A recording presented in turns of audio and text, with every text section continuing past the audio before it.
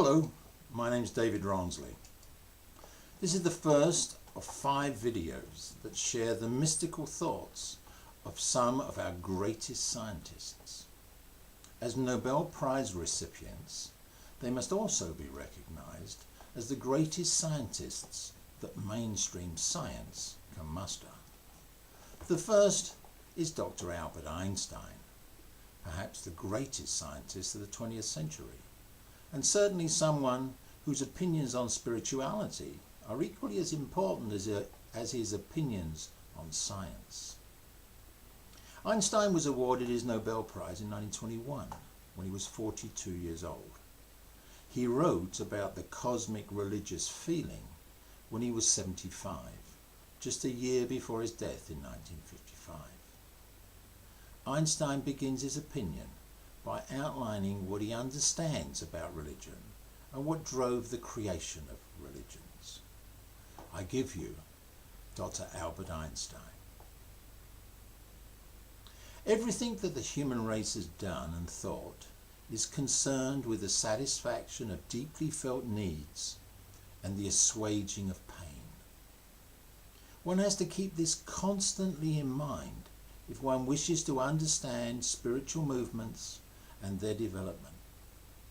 Feeling and longing are the motive force behind all human endeavour, and human creation, in however exalted a guise the latter may present themselves to us.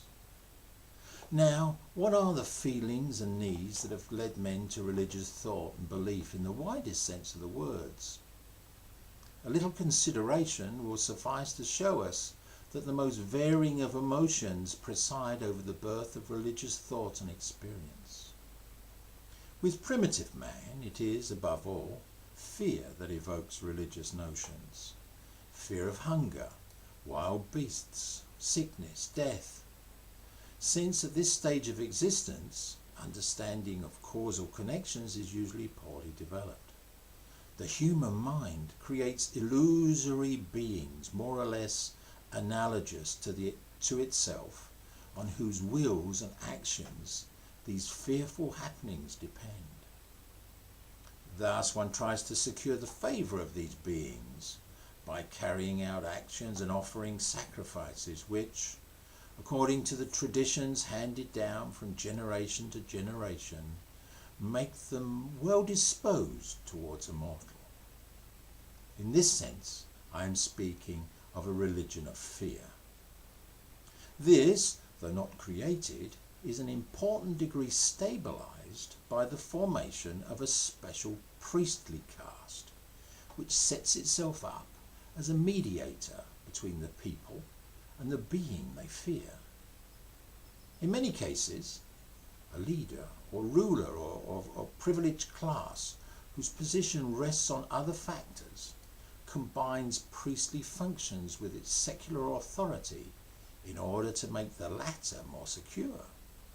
Or political rulers and the priestly caste make common cause in their own interests. The social impulses are another source of the crystallization of religion. Fathers and mothers and the leaders of larger human communities are mortal and fallible. The desire for guidance, love and support prompts men to form the social or moral conception of God. This is the God of providence, who protects, disposes, rewards and punishes.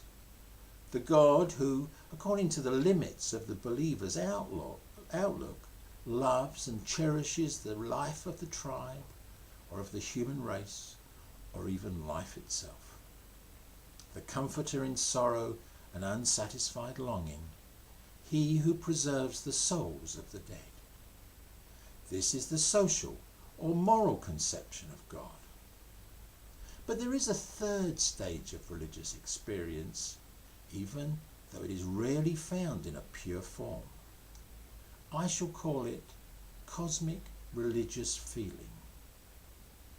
It is very difficult to elucidate this feeling to anyone who is entirely without it, especially as there is no anthropomorphic conception of God, corresponding to it.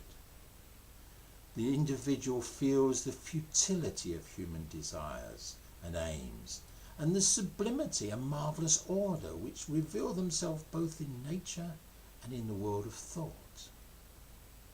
Individual existence impresses him as a sort of prison, and he wants to experience the universe as a single, significant whole.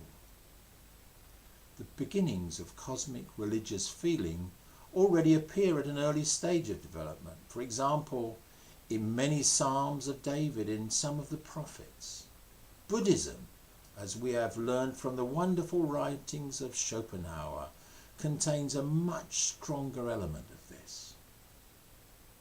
The religious geniuses of all ages have been distinguished by this kind of religious feeling, which knows no dogma and no God conceived in man's image, so that there can be no church whose central teachings are based on it. Hence it is precisely among the heretics of every age that we find men who are filled with the highest kind of religious feeling, and were, in many cases, regarded by their contemporaries as atheists, sometimes also as saints.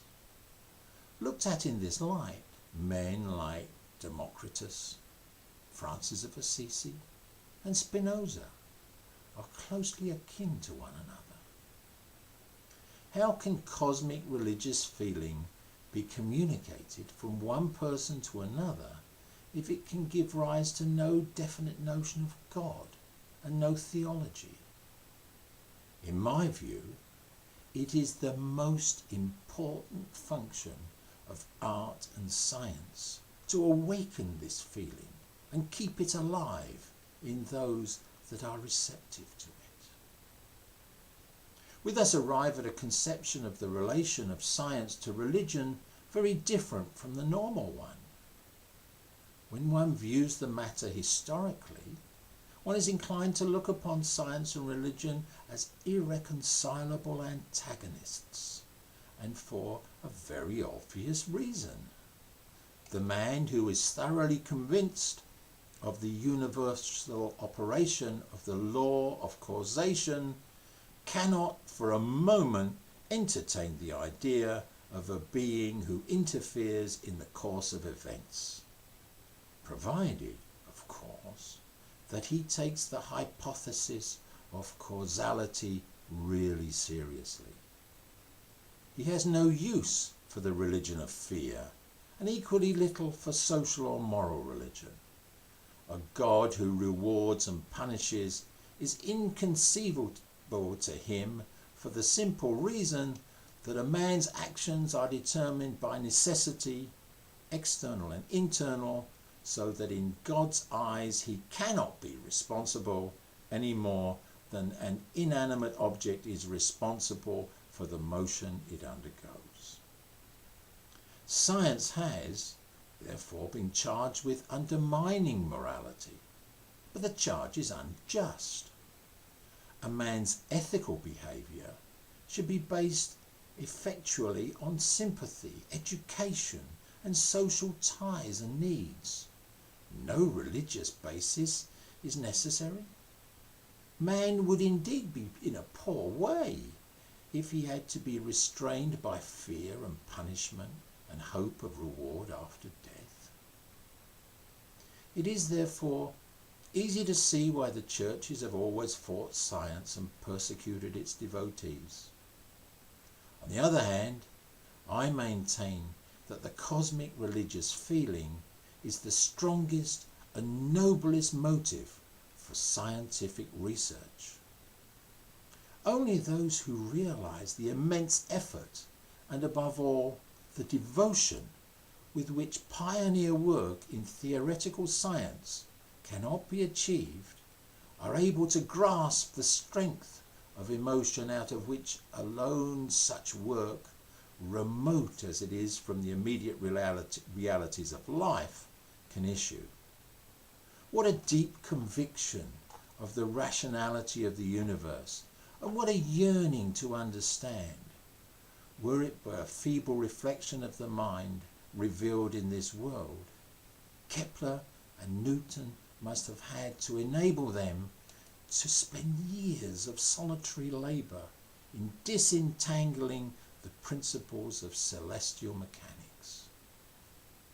Those whose acquaintance with scientific research is derived chiefly from its practical results easily develop a false notion of the mentality of men who, surrounded by a sceptical world, have shown the way to kindred spirits scattered wide through the world and the centuries. Anyone who has devoted his life to similar ends can have a vivid realization of what inspired these men and gave them the strength to remain true to their purpose in spite of countless failures.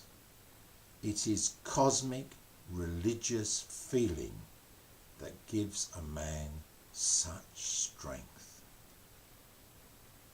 Thank you, Mr. Einstein.